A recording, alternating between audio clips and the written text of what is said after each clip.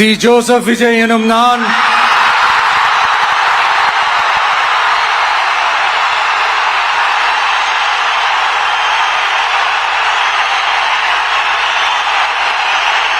சட்டப்படி அமைக்கப்பெற்ற இந்திய அரசியல் அமைப்பின்பால் உண்மையான நம்பிக்கையும் மாறா பற்றும் என்றும் இந்திய நாட்டின் ஒப்பில்லாத முழு முதல் ஆட்சியையும் ஒருமையையும் நிலை நிறுத்துவேன் என்றும் தமிழ்நாட்டு அரசின் முதலமைச்சராக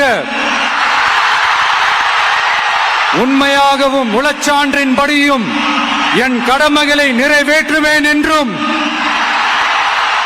அரசியல் அமைப்பிற்கும் சட்டத்திற்கும் இணங்க அச்சமும் ஒருதலை சார்பும் இன்றி விருப்பு வெறுப்பை விலக்கி பலதரப்பட்ட மக்கள் அனைவருக்கும் நேர்மையானதை செய்வேன் என்றும் ஆண்டவன் மீது ஆணையிட்டு உறுதிமொழிகிறேன்.